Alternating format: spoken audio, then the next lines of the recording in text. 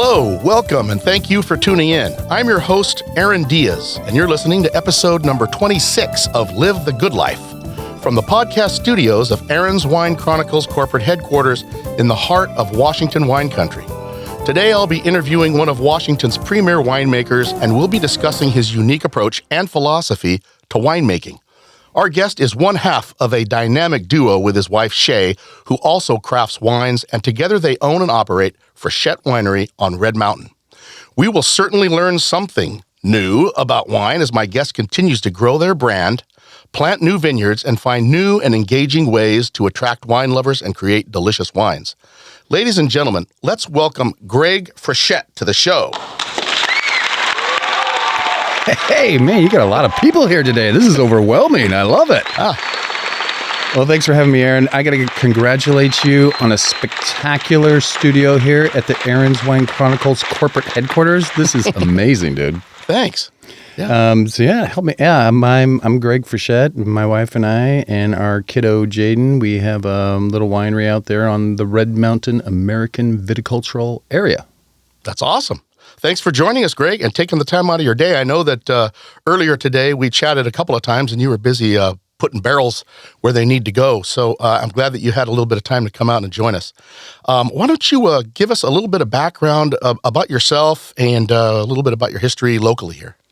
Yeah, man. So I grew up here in Pasco. I'm a Pasco bulldog, purple pride deep inside.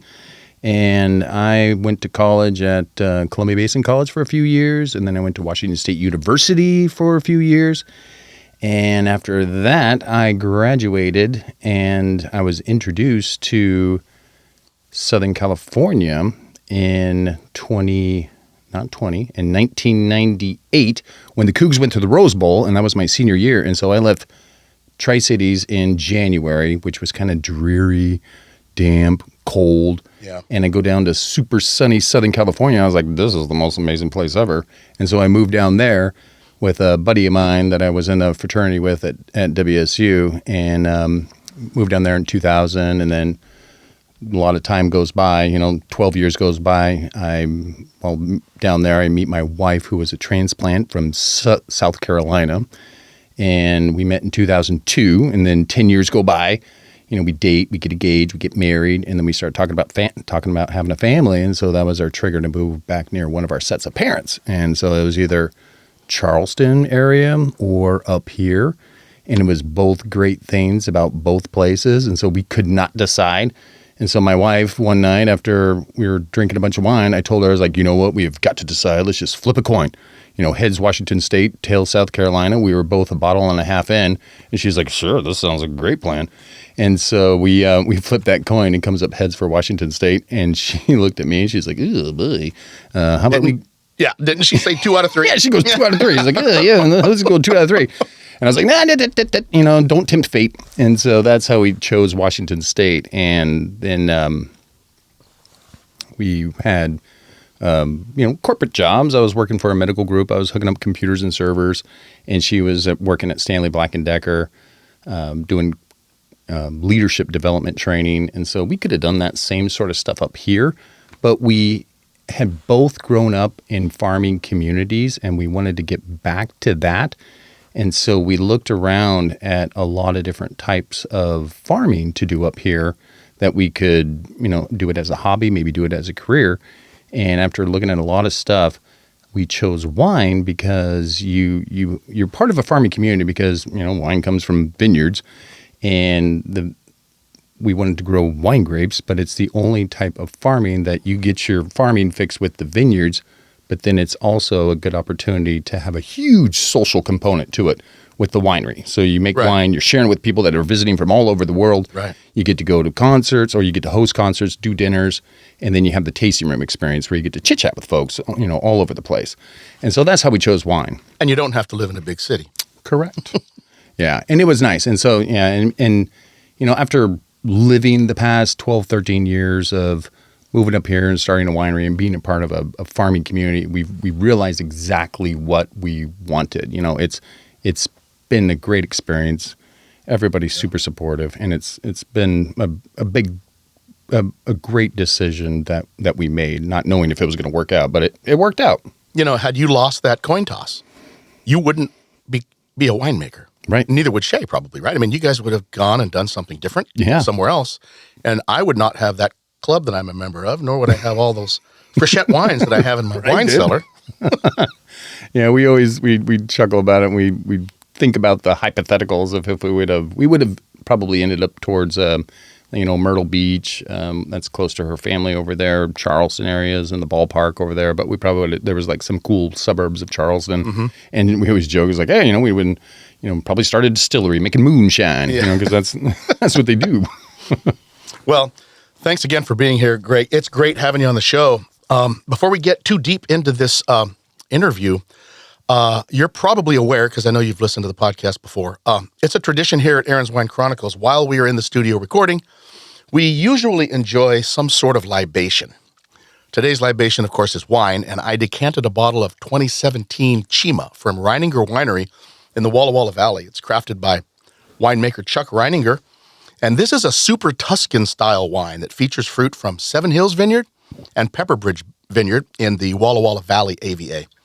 It's a blend of Sangiovese, which is about, I think it's like 42 or 46%, and then Cab Sauv at like 30-something, and then Merlot, the remainder. The thing that really makes this unique is that it's aged in oak for approximately 6 years. And that's kind of unheard of. I mean, I thought when I heard that the folks out at Garrison Creek were aging theirs 36 to 40 months, sometimes maybe 42 months in oak, I thought that was a lot. Then I find out that the Chima here is 6 years. So we were chatting before you hit the record button, and that you asked me what I thought about it. And, I love how, what blows me away is the fruit is so fresh on it for being aged for 6 years, but the toast and the vanilla and the caramel marshmallow notes, the attributes from the barrel aging. The barrel aging they jump out at you, and it's fantastic. It is like a super delicious treat. Thank you so much. Hats off to Reininger for this. This is amazing. Cheers. Yeah, cheers, man. Well, so you talked a little bit about your story of how you got into the wine industry. When you got started in the wine industry, can you tell us a little bit about that? Because I know that right after you opened up, within a few months of you guys opening up and starting your wine club, my wife and I joined. And you as a winemaker were very new to winemaking. So were you mentored by somebody, or did you hire somebody, or did you just self-teach? Google. Did you use Google? Right. So, no, not on the Google. I used Google at one point to find where I eventually went up going to school. But so my wife and I were like, okay, we're going to do this winery. It's going to be great. Sorry. And so the first thing I was like, I'm going to go do this little home winemaking kit. And that was a bust. So really? it was awful. I didn't know. And one thing about home winemaking kits is that they're like 5 gallons. And with wine, it gets easier the more volume you have. So like solution is dilution, right? So everything can go wrong when you have a little 5-gallon batch, and everything went wrong for mine. And it just turned into like vinegar. And so I was like, oh boy, I don't feel too good about this whole winemaking thing. I need some help. So we looked at some education. And so I'm a product of the support that's available in the area here. So how I learned was I went back to school to Washington State University. They had an enology certificate program. And that is an amazing program to give you a baseline knowledge of how wine's made and how to make wine.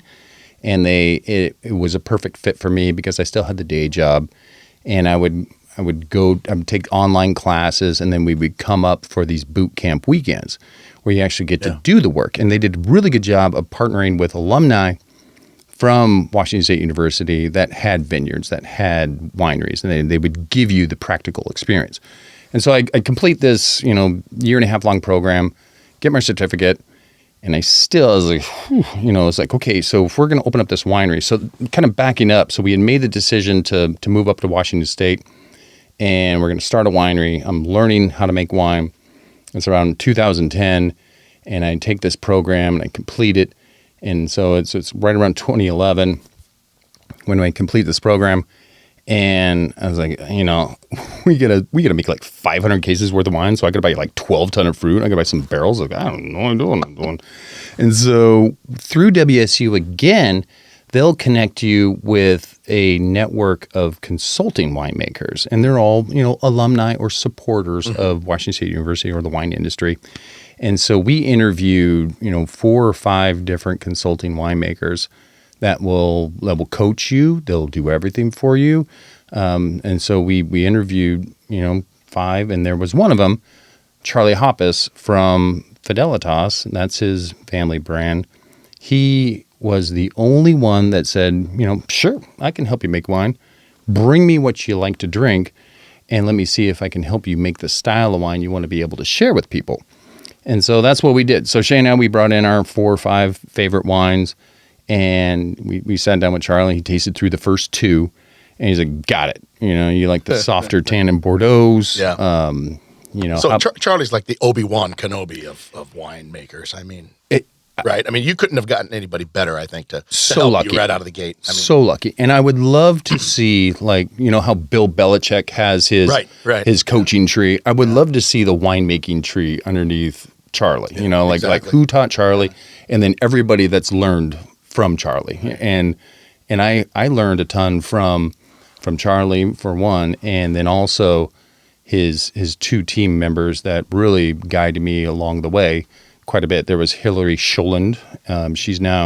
She was the enologist and did a lot of the chemistry stuff that she taught me and kind of hammered into my mind, how to make wine.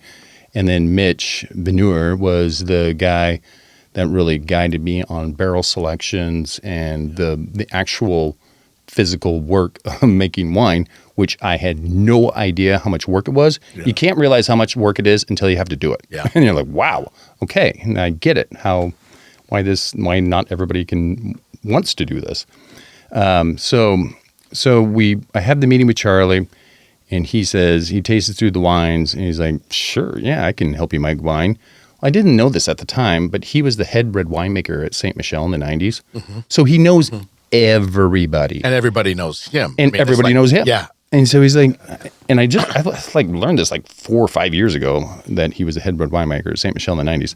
So he's like, oh yeah, sure, I can help you make that. Buy grapes from my buddies over here, get these barrels, you can lease space at my place, and we'll get you going. And so that was 2011, and we made wine at his place from 2011 through 15. And then at that particular point, he was like, all right, it's time to cut the umbilical cord. Correct. And so he helped me set up our production facility out there on Red Mountain. So we built another box out there. It's like a pole barn, 60 by 40 pole barn, and with a drain in the floor this time. And and then he guided me through, which equipment to get and where to lease certain things, and just amazing that my neighbor, who should be my biggest competitor, taught me everything I know, and his team would do anything to support us in getting going and facing any problems that we have. And that's just one of the coolest things about the Washington wine industry. And I say this just from Washington because that's all I've been exposed to, especially my little snow globe that we live in out there on Red Mountain, is that everybody legitimately cares, and they want to help, and they want you to succeed. So you elevate each other, right? It's a community of elevating each other. That's what I've heard, and not just from you, from other people too that work in the wine industry out there. What has surprised you the most about being a winemaker, or just being in the industry itself?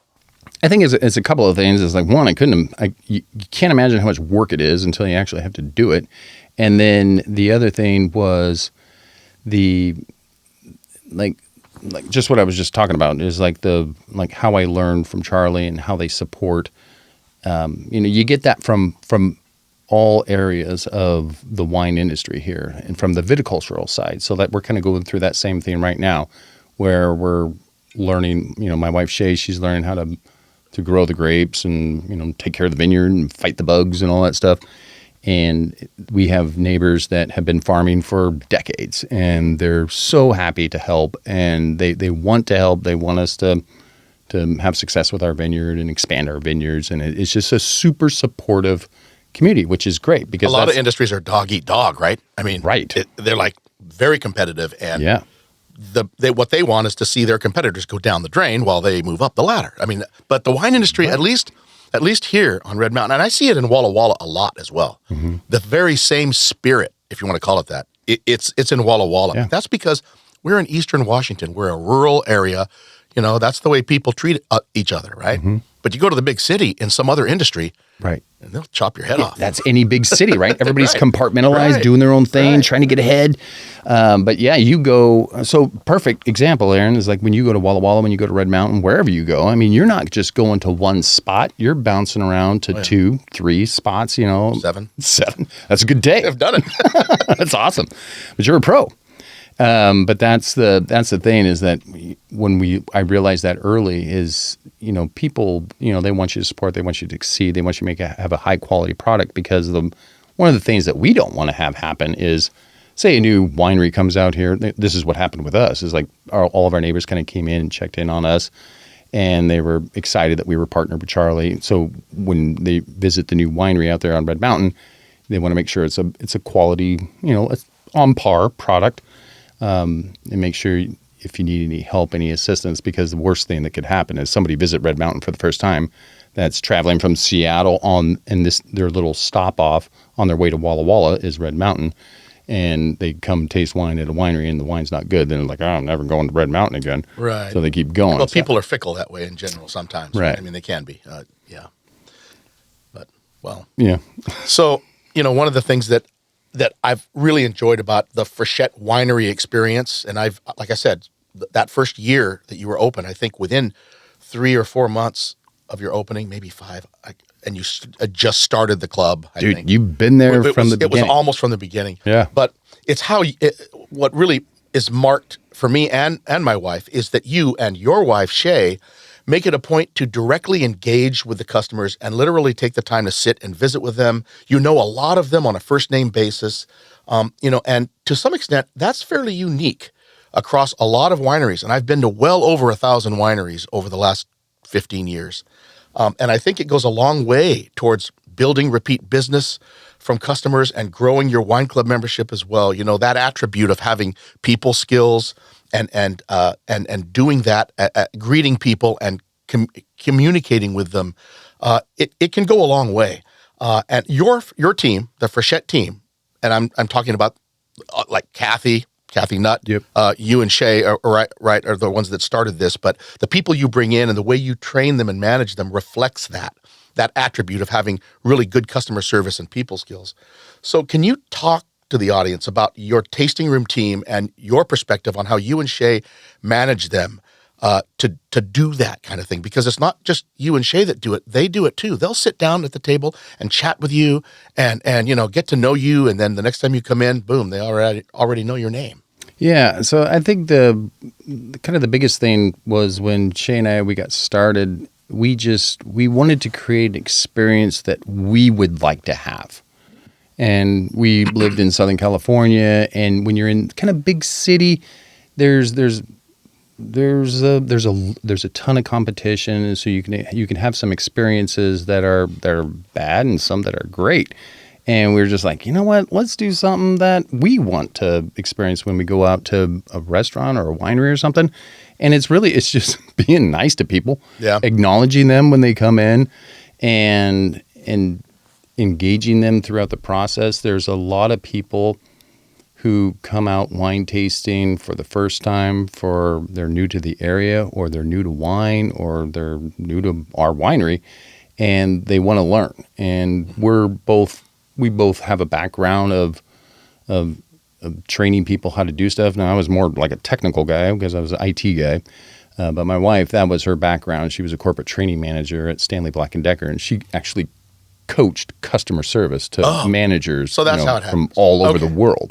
That's the source. That's the one right there. And that's something that we're I guess passionate about is, you know, making sure everybody has the same experience of answering all your questions, explaining the wine. People love hearing the story of how you started the winery, so we love sharing the story when you come out there. And then when we go out and we find people that want to be a part of the team, it's an interesting process that we've learned over the years is how to find edutainers, that we call them, because you educate and you entertain, is people that are passionate about wine, that are passionate about the area, and that like people. And so that's the biggest part, is like we're so lucky to have, Kathy and Samantha on our team, or Sam, and they're truly like inquisitive, and they want to connect with people, and they just like people. Yeah. And so that's what we've been so fortunate to have. They're extroverted too. I mean, that's super extroverted. Yeah. I mean, I think back of a lot of the people who have come through and worked for you for a while and then moved on, but they all have that one. They're all extrovert in some way, and they're not shy about speaking to people and sitting down with people and just, Right. Yeah. Yeah. I mean, and that's the big thing is that, and my wife and I, we comment about this all the time when we go out to a restaurant, or, mostly it's restaurants. So say, the experience at, so I got to tell you, one of the places I love for breakfast more than any place I've ever been is Sterling's here locally. They over-deliver on the quality of the breakfast. It's great. The experience it's fast, it's friendly. The server will seat you. They'll take your order. They'll deliver everything hot and fresh. It's amazing. And then a couple minutes in, it's like, how's everything going? Good. Okay, good. And then they leave the check. And that's it. Yeah, they do. And that. then so they do that. They want you, The first time they did that to me, I thought, well, they want me out of here. They want this table because, but that wasn't the case. That's just the way they do it. Because I've been back there many times, and you're right, the food's good. Because people, they have varying schedules, and I get it. And I always love that place. It's my go-to when my buddies come in town and all that stuff. It can upset people if they don't come back to give them the check in a timely manner. Right. People want to get out of there. They're done. I mean, I've had that happen where I've waited 20 minutes after I'm done, sitting there, and I'm looking at the waitress or waiter right in the eye a couple of times, and and finally I'm like waving at them to come over. So I can understand why they do that now, because the staff there are rock stars, and I love watching them because they can handle a room of like 20 groups of people, and they're providing great service, but they're serving food. And the wine experience is so different because when people come out, they're there to learn something, and so you're required to spend extra time explaining everything to them and answering questions and telling stories and that whole thing. But it's so funny because I think the tasting room experience, regardless of the winery that you work at, is so different than other hospitality experience, in hotels, restaurants, bars, is you make an order at other places, but here people are here to connect, and that's what we really try to do with ourselves, and then anybody that is a part of our team. We just look for people that like making that connection, because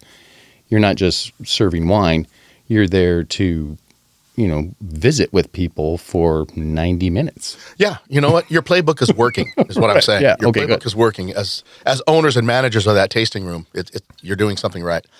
Let's stay on that theme of the wine industry right now. I understand in talking to a lot of different folks out there that, generally speaking, wine sales and club memberships are becoming more challenging for winery owners. I know that the economy plays a role in this, and people's amount of discretionary funds is not as much as it used to be. With the cost of living continually increasing and inflation and all of this, right? The spending money that people have, and the way I look at the wine industry is that, that's the kind of funding that if you have extra funding to go out and have a great time, then go to wineries, drink wine. But wine drinking and going wine tasting is not something that is a requirement for people to do when the money gets tight, right? So what do? They start to cut back on the going to the movies, going out to eat dinner, going to wineries and drinking wine, whatever the case may be, when times get tough. And of course, everybody knows that the economy is not doing real well, cost of inflation, inflation and cost of living, the whole bit. That being said, do you have any thoughts on how your winery is planning to deal with this if, say, in the coming next 4, 5, 6 years, we continue down this path of high debt and all of this stuff with inflation and, people's salaries not increasing at the same rate as the cost of living, so people continually get more and more behind. It's going to reflect itself in things like what I just said, entertainment, right? Yeah, this is a luxury item. Yeah, I mean, for sure. are there new approaches or unique ways of enticing customers to visit, to purchase, to want to join the club that you've been thinking of adapting? And if so, can you talk a little bit about what you might do to try to preempt that? Yep. So I think everything changed back in the old pandemic, back in 2020. And then once we open back up, gone are the days of wine tasting where everybody is, kind of huddled around the bar. We're up there and we're pouring wine for everybody. Everything shifted to like more of an experience. And by an experience, we couldn't be up at the bar with guests. You're going to social distance. Right. And so we pivoted, just like everybody else did in the industry, to seated tastings. And so that changed. So now we're kind of shifting to more of an experience when you come out here, to where we sit you down, we'll consult with you on, we'll chit-chat with you on what you like, and then we'll bring out you a flight of what we think you'll like, and then we kind of taste some other stuff with you. So now it's kind of more of like a guided tasting as opposed to this big bar thing. Oops, sorry, Mike. And so from there, so that was kind of like the first shift. And then now we're in this phase right now where it's everything you just explained, where people are having to make decisions on where they want to enjoy their time, and they're choosing experiences. And we learn this from one event that we do every year, where it's the great big holiday party. And we got Santa out there. We got the wagon rides that go around the vineyard, and it was jam packed. And we oversold it, and it was more than any other event that we've ever done, because it was a very cost effective event that you could attend, and it was family friendly. And so we had the hot chocolate bar and all that stuff, and people could buy wine while they're out there. And so people appreciated that because they could bring the whole family out. The younger families could all come out together and enjoy the atmosphere and get your pictures with Santa with your iPhone. Right. We're not charging for that. So kind of the long story short is like more experiences. That's kind of what we feel is what we hear from our guests out there, is people are looking for more experiences rather than just a tasting. And so that's what we're trying to roadmap for the rest of this year. And we just had our Frichette Winery strategic planning session yesterday with Shae and I and Kathy and Sam earlier this week. And so what we're looking to do is a more informal sort of events where we're going to have live music, over a span of time. And we're going to have either a caterer sort of like food truck sort of situation where you can come out and just kind of piece it together however you like. It's not like a $150 dinner that you get per person. It's a food truck out there that's $20 for whatever, and then you can buy wine as you like, and you can bring the family, you can bring the dog, that whole thing. That's what we've really focused on, or what we've not focused on. That's what we've learned. What is attractive to our guests to bring the kiddos, to bring the doggies out. And you've had live music events too.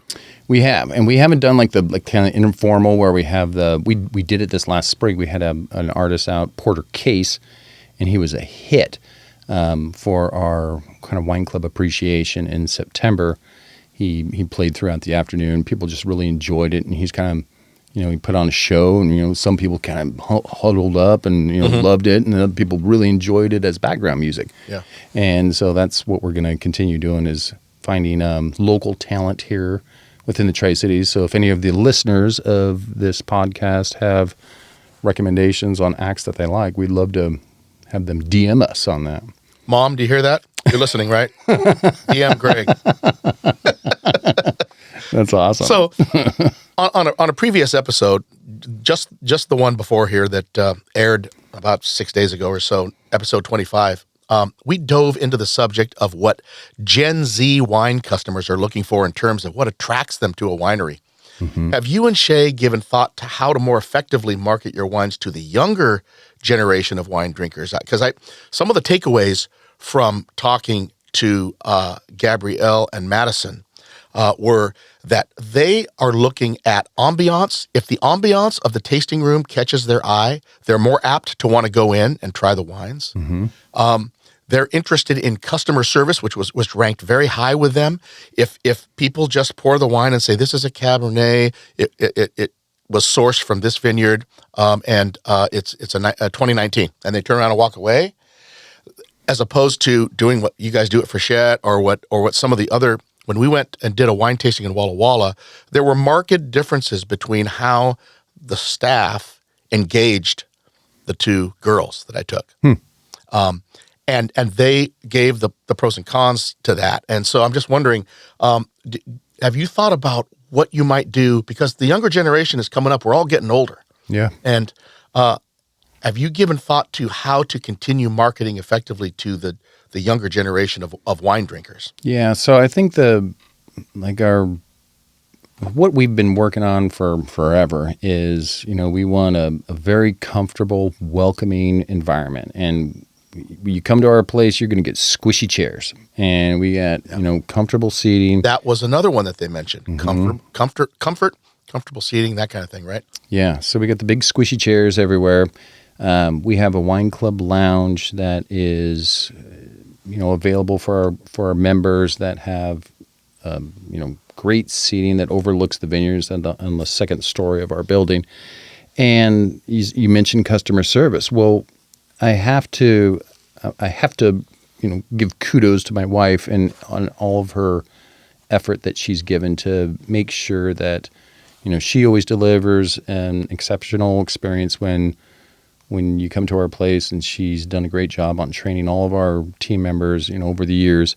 We've recently, just like a couple months ago, we achieved the Excellence in Customer Service Award from I believe it was Visit Tri-Cities or Tri-City Regional Chamber of Commerce. Mm-hmm. But we were the ones selected out of 130 nominees for this past year. And it's part of it's just our method, or not our methodology, but just our idea of, everybody that comes in, we welcome them, and we just be nice to people. That's all we're doing, dude. And we're just answering questions. Yeah, but as simple as that sounds, you're creating a culture at your winery that spreads.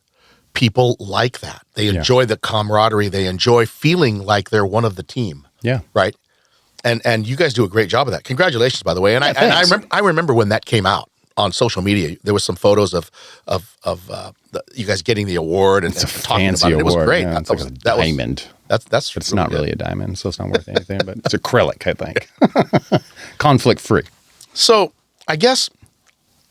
So we've talked a little bit about where we are in the industry, but what about for you personally? What do you find to be the hardest, most challenging part of winemaking? I mean, a lot of people that I've interviewed will say, well, it's dealing with what Mother Nature gives you, because you can never predict what's going to happen any season, right? And you have to be prepared to deal with that. But what is your take on that? Yeah. So a couple of things is, so first, how to make wine, right? But I already covered that, and I'm a product of Washington State University, and then the mentorship from Charlie Hoppus and his team.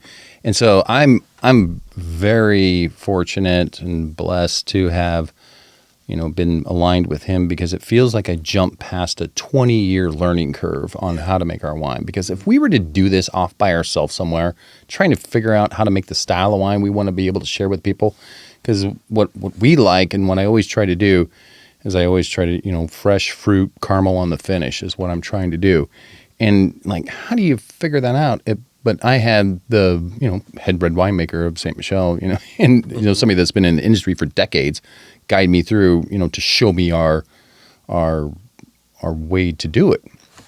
And then the second part of it is, Charlie and his team will give you the foundation, and then you got to kind of make it your own, right? And so that's been the next challenge of, all right, so I'm, we're getting grapes from all over the place, and now we got to figure out, which vineyards are the best fit for our style. Mm-hmm.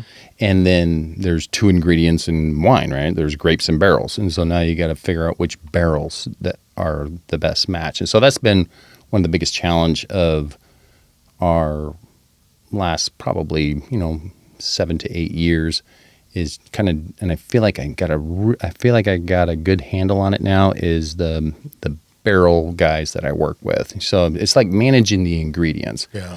And I feel really good about the vineyard stuff because I don't do the vineyard stuff. I work with a Hall of Fame viticulturalist, Marshall Edwards, that farms pretty much a third of Red Mountain out there of a 4,000 acre American viticultural area. He farms about a third of it. Right. And just like Charlie, he has an amazing team underneath him that are great to work with, and they come out and they taste our wine and they know our style and they know how to farm to our style. And then they're guiding us on how to get the same results in our particular vineyard. So we have we're so lucky and fortunate to be surrounded with Hall of Fame everything. Charlie from a winemaking standpoint and Marshall Edwards from a viticultural standpoint. Yeah. These guys are like the best at what they do, right. Some of the best at what they do. And they have that mentality of they really want you to succeed, which is awesome. So the challenge is like the vintage, like every year, and the vintage is just like it's just become almost like a routine, and everything it runs like, knock on wood, dude. Where's your wood in here? But everything runs pretty smooth. Like we don't face a lot of challenges from a winemaking standpoint. It's more of the managing the capacity of things and when fruit comes in, and it's more like a logistics thing is the biggest challenge of it is, getting fruit in, ferment, get it into barrel, and then here comes the next round sort of thing. I'm wondering if climate change, as it continues to evolve one way or the other, if it's over the next decade or two going to impact, what you guys normally anticipate when it comes to the harvest and all those other things, right? So I am loving climate change because, like, if we can do, so my wife and I, we do everything outside, mm-hmm. So we don't have indoor facility. So the years, what was it? It was a super warm year recently. It was, I think, in 21, and we were crushing, and we were, doing all the stemming into the middle of October. Maybe towards the third week of October, and that was our final press. When you bring grapes in, you crush them to stem them, you ferment them for about 10 days, then you bring them outside, and then you press them. And then that's when they're kind of into barrel, and then you're kind of done with them for a bit. And we were doing that out there in the end of October, and we were in shorts and T-shirts, and it was amazing. Wow, yeah. It was like 80 degrees, towards Halloween. Yeah. And so for us on Red Mountain and the climate change sort of thing, if it's getting warmer and warmer, or maybe like this year it's been crazy moisture. So it has. I'm more cheering for global warming than climate change because I like the earlier growing seasons rather than the long, like, cold November rain stuff that you got to do out there playing with all the barrels. my wife Gabby and I are big fans of your wines from early on. But one of the things when I try to characterize Frichette Winery for people, I talk about quality to price ratio for me, and that's basically looking at the quality of the wines that you make associated with the price that we're paying for those wines. And I think that you guys have a really good quality to price ratio because you guys are consistently good with what you do, not just with the Cabernets, but with the Malbecs and with a lot of the other varietals and the blends that you put together. Can you describe for the audience your general winemaking philosophy in terms of, is it more old world style or more new world style? And can you tell us a little bit about the process you use to determine why you choose the varietals that you choose to make the wines that you do? Because as a winemaker, you can choose any type of varietal, any type of grape or combination of grapes, that are available to you in Eastern Washington, and the list is fairly long. Yeah. But you focus on a short list of those grapes. Right. And why do you do that? And what's the process? How do you change, or do you stay consistent with those same choices year in and year out?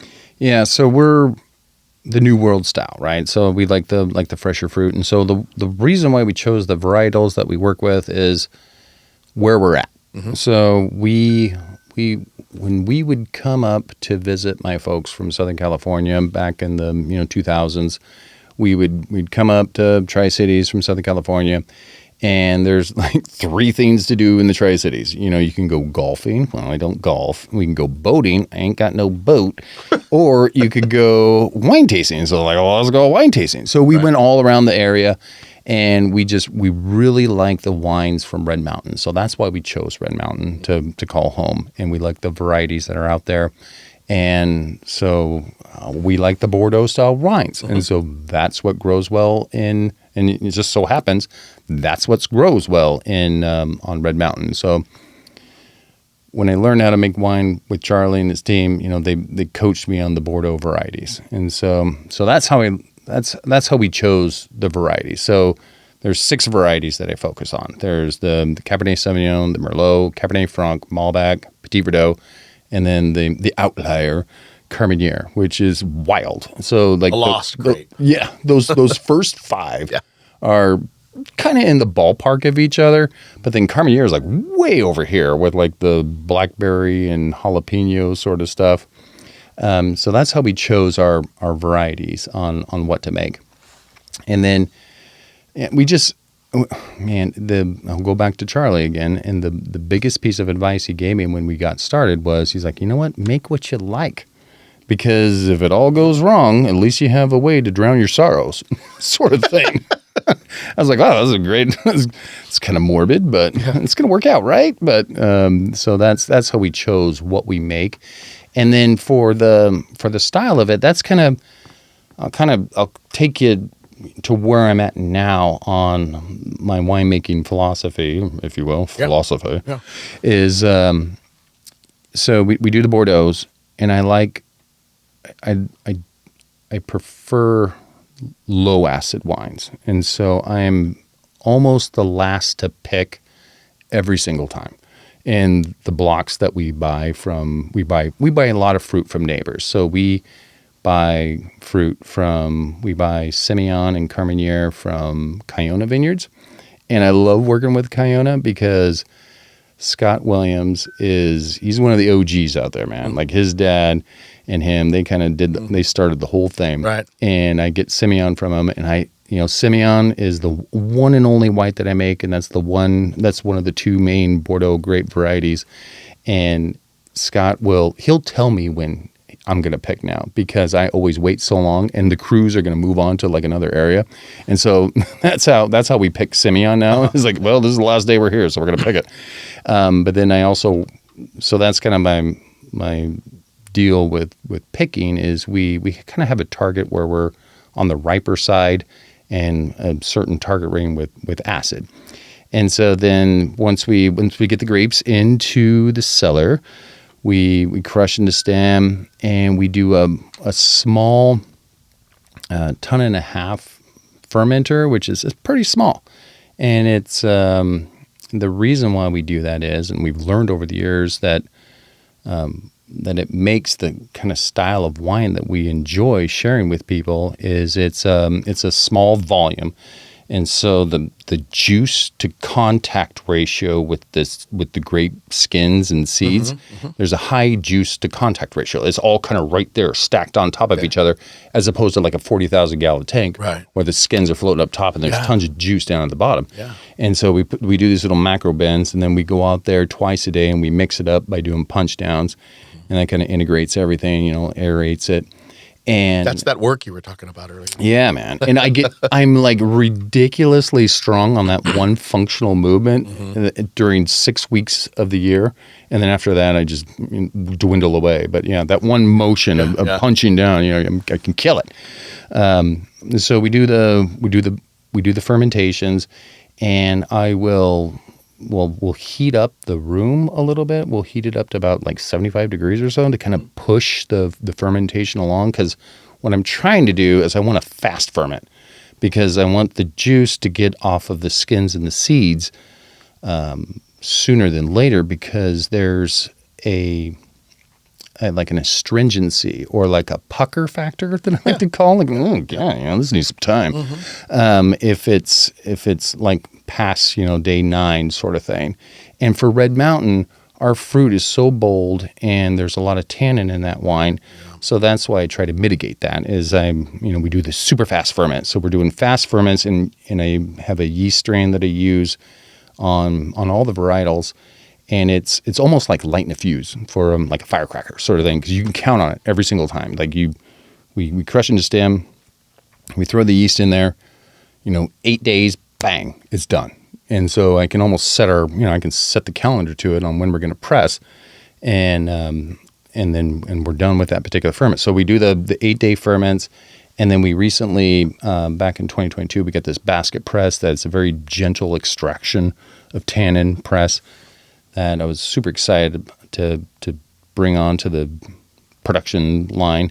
And it does a really good job of just giving that kind of like not over extracting the tannins from the skins and the seeds. So we go fast ferments, press, and then I press off a little early, and so the sugar, so it's still fermenting, and that last few maybe week or so, it finishes fermenting in the barrel without exposure to the skins and the seeds. So it's just finishing out its fermentation, but it's not getting all that like harshness and astringency from the skins and the seeds. Yeah. And so then we do a secondary fermentation that kind of takes the acid down a little bit, and then we barrel age it for just about 2 years. And I've over the years I've got like 5 cooperages now, like barrel maker dudes that I really like working with.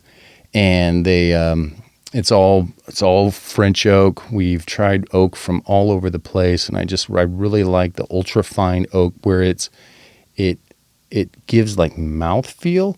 It gives like a volume to it.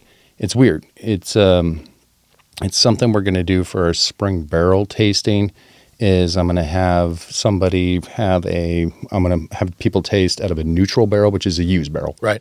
And it'll be fruity. It'll be like Fruity Pebbles. And then you're going to taste out of a brand new French oak barrel, and it's going to be like, whoa. And it's going to have like volume to it, and you're going to have like caramel on the finish sort of thing. So I found our cooperages that work well with the varieties on Red Mountain. And then we age for about 20 months, maybe 22 months. And then for us, one of the best things about being part of a community, a winemaking community that has a lot of wineries in the areas, you have supporting services. And one of the supporting services that we have been very fortunate to partner with is Bill Hamlin and his custom bottling line. And he has this bottling truck that he comes out, and I can rent tanks from him to, get ready for the bottling. And he'll bring out his fancy truck with his super technotronic filtration system it's cross flow filtration all the way down to sterile. And so it's all these things that there's no way that a small winery our size, we do 3,000 cases, we could afford this type of equipment, but we got a guy, we got this guy, and he can come out and bring all this fancy stuff, and he will cross flow filter, day 1, and then we bottles day 2, 3, and 4, and then boom, we're done. And we get to use technology that we could never afford on our own from that particular standpoint. So it's just kind of a traditional 2-year aging, and then we try to let our wines sit for 6 months or so to kind of let them settle into the bottle. But you really don't get a lot of bottle shock anymore with this new cross-flow filtration because it's such a gentle filtration process, and they're not disturbing the wine molecules in there. Yeah. I have a couple of questions for you. So for the audience, cooperage is a company that builds custom barrels for people. And the cooper is the maker, the barrel maker, right? And so it's pretty complex when you get into the details of the barrels and how they customize for you. There's a lot of different parameters that they can do for you, right? They have different toast levels where they actually burn the insides of the barrels for certain durations at certain heats, right? Whatever.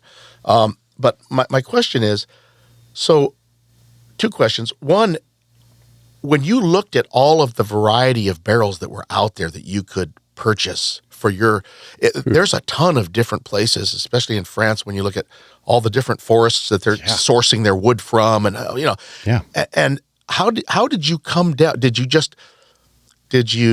look at what other people were using, and say, okay, well, those parameters that I'm getting off of the barrel taste that I got from this guy over here resonate with me better than the barrels over here? How did you choose? Because I actually went out and spent some time looking at barrels and all of what goes into purchasing wine barrels, and it's not easy. There are a lot of parameters you got, and they're expensive. How much do they cost? So on average, they're about like $1,200. Okay, not for long, right? I mean, when the tariffs hit, right? Oh, I mean, we're talking about tariffs as soon as Trump gets in. I don't want to get political, but that's coming from Europe. I thought it was just the other. Right when it happened. Right when it happened, and we knew that our next president is going to put tariffs across the board on everybody, including Europe. The first thing that I was worried about was not my paycheck; it was wine. I was like, oh my God, how's that going to affect the price of wine? Because you guys get barrels from France and Hungary and other places, and of course American oak too. But so, have you guys thought about what the impact to the bottle price is going to be once those tariffs go into place, if they do for wine barrels? I'm assuming they're going to, right? Right. No, I haven't thought of this at all, Aaron, and it's making my core temperature go up a little bit thinking about this. I think I'm here to make it a major announcement that we're going to all American oak.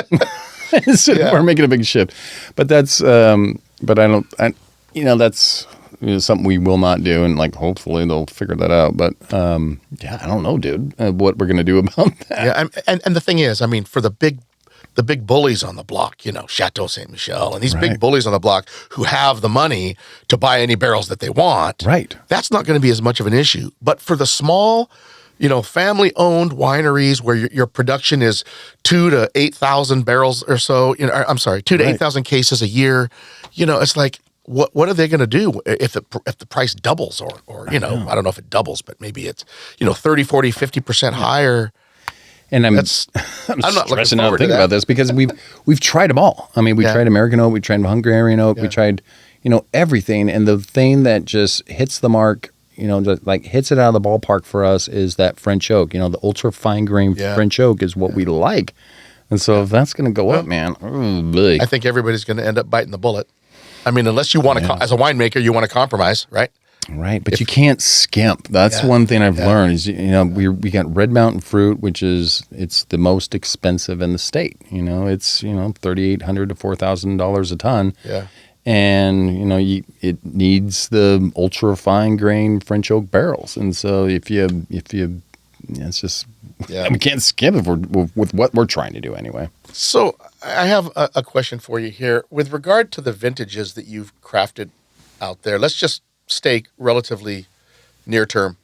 2019 to present, what would you consider your favorite Frichette wine that either you or Shae made? What would be your favorite? Slam dunk. 2020 persistent. So the reason that's my favorite wine is because that was the very first vintage from our estate vineyard. And we planted our estate vineyard in 2018. And so it takes 3 years to get a little bit of fruit. Right. And so we got 2.26 acres out there on Red Mountain. And the third leaf that they call it, you get a little bit of fruit. Like more commercial farmers, like they wouldn't even bother with it. Right. But it's like, whatever. Like we're picking every single one of these little grapes and we're bringing them in. And so, the Shae Vineyard dudes that we were working with, they were nice enough to appease us on that. And they helped us harvest everything. We brought it in. And so the third leaf was 2020. And if you remember old 2020, the world was ending, the old pandemic, and then we had that ridiculous smoke event in September. Do you remember that? It lasted for like 12 days. We were like the AQI, the air quality index, was like worse than Beijing. Yeah. We were like at 620, like all the time. You couldn't see across the parking lot. Right. So there was a high fear of smoke taint in wine that particular year because it was super smoky and like ridiculously smoky. But for us, and there was an atmospheric scientist that visits. He's a club member out at our place, and he works out at P&L. And he was like, "Oh, don't worry about the." So we went out and we looked at the grapes right before we were going to pick them, and there was ash on them. And I was like, "Dude, I'm gonna have to wash these off or something like that." He's like, "Oh, you don't have to do that. Don't worry. It's ash is a silicate." I was like, "What's a silicate?" It's just a neutral material, and there's no like phenolics that'll come off of it. And so there was a ton of stress. There was a ton of excitement of that first vintage, a ton of stress, and it ended up amazing. I think I'm super biased because it was the first wine that came off of our estate vineyard. But what we do with our deal with our little baby grapes that we have out there on our estate vineyard is they get all new French oak. Aging, and it comes from one of my favorite cooperages, Anna Selection, out of France. So we use those barrels, and I love those barrels because it generates like the super fresh fruit, caramel on the finish is what it does. Everything I'm trying to do. If I were to choose one cooperage, it would be them. But I think if we did that, then everything would taste the same, sort of thing. And with that young vineyard that you're just talking about, what varietals are planted there? Yeah, so we have Cabernet Sauvignon. So it was the Cabernet Sauvignon Clone 191 and Cabernet Franc Clone 12, and that was the cool thing about being delayed with planting our vineyard for like 3, 4, 5 years from when we opened in 2013. We planted in 2018. Is we learned the varietals that we would like to that we like, and so what we did is we planted cab, and we worked with the Shae Vineyard guys to help us, and I was like, dude, just do it just like the quintessence fruit that I get. So I love the quintessence vineyard. We have a quintessence vineyard designate cab that I do every year, and it's clone 191, and I was like, plant it the same way, do the same spacing, row alignment. Trellis, just right-click, copy, right-click, paste, do that. And then Daryl Allwine up at Colsolari, he made a good recommendation through Marshall Edwards, the vineyard manager there, to guide me on the varietal or the clone of Cabernet Franc as Clone 12 is what Colsolari does. Yeah. And I'm a huge fan of Colsolari, and I love everything that they do in their Cab Francs up there and their cabs. And so that's how I learned what clone of Cab Franc to plant is by way of Colsolari on our place. And so we got about an acre of Cab and then an acre and a quarter of Cab Franc on the sprawling 2-acre estate vineyard. Cool. Speaking about Colsolari, Stephanie, if you're listening, I need to get you on this podcast. We've talked about it a couple times. Greg? Yep. Tell Stephanie that she needs to come on the podcast. Stephanie, you got to come on the podcast. Because I love this Colsolari is amazing, too. By the way. I'm telling you. Yeah, he spoils you here. Too. This is amazing. That's Camelot up on top of the hill is what I call it. Yeah. So, okay, we talked about your recently planted vineyard. Now, you go across the long driveway there, and there's an empty plot of ground that is adjacent to your new home. Yes. Congratulations on that, too. It's a beautiful place. Thanks, my question is, what are your plans for planting that new vineyard coming up. Yeah. So this kind of comes with buying fruit from the neighbors and learning what we like. And so I'm just going to plant what I buy from neighbors. So we're going to do all the Bordeaux's. We're going to do some Syrah for Shae. We're going to have a Semillon because that's our white. And then, so we're going to plant Merlot. We're going to plant Malbec. Just, Cab, a little more Cab Franc. And then for Cab, what I'm going to do is I'm going to do 3 different other clones of Cabernet Sauvignon. So we're going to do clone 2, which is the clone that comes from our from Shae 32 vineyard that we source fruit from over there. Oh, sure, I'll do that. Little. Thank you. Yeah, Aaron ran out of wine over there.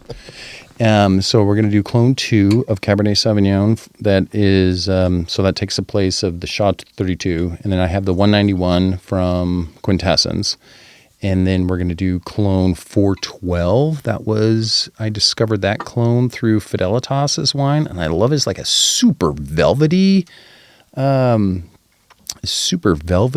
cab. We actually sourced fruit from one of our neighbors this year, Aquilini, they have the clone 412, and it's right adjacent to our property right there. So it's fun to get cab right next to us. Right. And it's a clone that I've always wanted to try. So we just barreled, we just kind of finished the secondary fermentation on that today. And so that's aging, and it tastes spectacular right now, like 2 months in barrel. It's wild. It's super soft. Oh. And then clone 169 cab we're going to plant there, which is that kind of rip your face off purple teeth making cab. So we'll do that, and so we'll have like we'll be about 90% estate grown, and then I'll keep the greatest hits of Quintessence cab, right. Maybe Obelisco, sort of thing that we do. So that's the plan. So we got about 11 more acres that we need to plant. We have a water right, and if anybody knows anybody that listens to this show from the Kennewick Irrigation District, I've been begging and pleading them to try, and I have a water right from the Yakima River, and I'm trying to transfer that water right to them to service. And so they're working with us, and they're trying to help us out, but we would love to be able to get that in place here this month, or this month would be great, or this year, so we can actually break ground. And we got about 11 more acres. We've got 15 acres around us. And we'll plant grapes on all that stuff. That's exciting stuff happening with you guys. It's going to be in our vision. It's kind of from when we get started, we want to be the estate grown, where everything's kind of hyper local. We grow it here, we make it here, we share it here, sort of thing. That's kind of always what we've been working towards. Wow, that's cool. I'm looking forward to that. That'll be not too many days, too many years. Mm-hmm. Not too many years. I got nothing but time. I just retired. So. I know, dude. Congratulations. So what does the event calendar look like for Frichette coming up in the near, the next few months? Dude, we have our next one that we have coming up, and all of our events are going to be posted in the middle, by the end of January here in 2025. It's 2025. I know.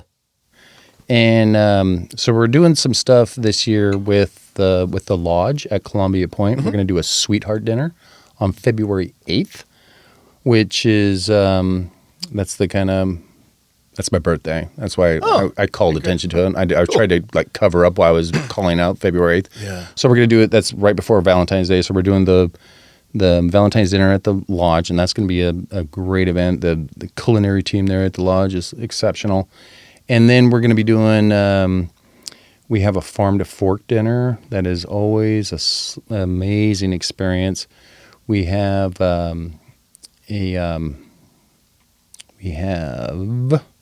What else do we got? We're going to be doing smaller kind of live music, food truck sort of things that are coming out. We have a soul food dinner that's going to be our one of our most popular events. We do that during the summertime. And last year it was amazing because we had a guy that has Trey Lamont over in Seattle. He has a restaurant over there. He has it's called the Jerk Shack. And he comes over and he does the super Cajun amazingness food, and it goes amazing with wines. But what we do is we probably do 6 or 8 dinners over the course of the summer, And my wife has done an amazing job of building relationships with restaurateurs and chefs all across the state that they do a really good job, and they build the menu around our wines. And so it's that kind of food wine pairing experience that is amazing, because it's after, going to, I wonder how many dinners I've been to, because we go to all of our dinners, because we just plan dinners that we want to go to because we're working all the time. So we have these chefs come in, and we've been to hundreds of dinners, and it's awesome to watch it over the course of time, because like over the last 3, 4, 5 years, like the food pairings are amazing, and it's harder than you think to come up with a good food wine pairing. And so we have some great chefs coming in, some great theme stuff over the course of the summer. What is it that you're looking forward to most in the next vintage? The next vintage. So I have. Do you have any surprises? I have a big idea that I want to do for our estate-grown Cabernet Sauvignon. So for our estate cab, or maybe this will go, but it'll be estate fruit. But what I want to do is I want to do a barrel fermented cab, where you kind of like a barrel, you stand it up on its head and you pop the top off of it, and you'll have maybe 4 of them or something like that, and then you crush and stem into the barrels, where I've always done the macro bends, which is the food grade quality thing. Mm-hmm. So the idea is to start the oak integration earlier, and so to have that single barrel oak fermented, brand new French oak aged estate wine, that'll be a limited release. Yeah. Available to club members only. Only. Yes. I like to hear highly that. Like exclusive. to hear that. For sure. We're not sharing it with the peasant stock. Right, for sure. Well, Greg, I have learned a lot today about your winemaking approach, your thoughts for the future direction of Frichette Winery, and your current perspectives on the wine industry. I appreciate the opportunity to host you today. And before we go, if you could remind our audience once again about Frichette Winery and give them any more information that you can about it, I'd appreciate it. Yeah, man. So, thanks for having me. And for anybody visiting Red Mountain, we would love to host you guys. We have a tasting room that's open from noon to 5 every single day, and we do the flight experiences. But if you can't catch up with us in the tasting room and you're planning trips for this summer, a good thing to do is to sign up for our newsletter on our website. You go to frichettewinery.com. And there's, sign up for the newsletter there, and we'll send something out about once every other month. We play a little bit of hard to get with email marketing. We're not texting you every single day and sending you weather forecasts. And so we try to be purposeful when we send stuff out like that. And then also we love connecting with folks on the Instagram at Frichette Winery, and on the old Facebook as well, and the X, not Twitter. That's right. You call it X. And maybe even the old TikTok. Oh, yeah. At Frichette Winery. And so we'll give you some behind-the-scenes look at what we got going on from a winemaking perspective, some behind-the-scenes of some of the chef stuff that's going on, and some visibility to the events that we do. Well, thank you for that, Greg. Yeah. And thank you all for listening. I'd like to thank you again for joining me on the Live the Good Life podcast, and that's all we have for today's episode. Again, for more of Living the Good Life, you can find us on Instagram and Facebook at Aaron's Wine Chronicles, or go online at aaronswinechronicles.com. And for a video podcast version of this episode, visit my YouTube channel at the @ Aaron's Wine Chronicles 6666. Thank you all for listening, and remember, wherever you go, whenever you can, always live the good life. Until next time.